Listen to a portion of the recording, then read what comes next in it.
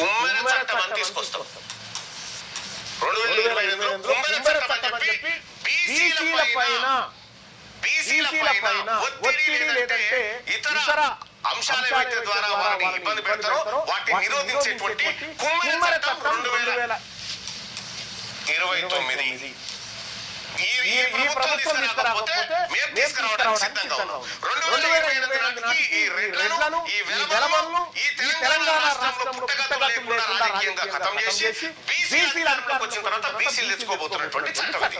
దీనికోసం నేను డిమాండ్ చేయడం జరిగింది. అలాగే తెలంగాణ రాష్ట్రంలో బీసీ ప్రజలారా, బీసీ మేధావులారా, బీసీ ఉద్యోగస్తులారా, బీసీ అడ్వకేట్ సోదరులారా, బీసీ డాక్టర్లారా, బీసీ విద్యార్థి సోదరులారా, బీసీ మహిళా సోదరులారా, మనందరం కూడా ఒక్కటైన ఈ రోజు ఈ పరిస్థితిలో ఉన్నటువంటి దరిదాపుల్లో మన కళ్ళ ముందే ఒక బిడ్డను కాలుకొని తొక్కి చంపి ఇలా రెడ్ల తప్పు లేదని చెప్పి చెప్తున్నటువంటి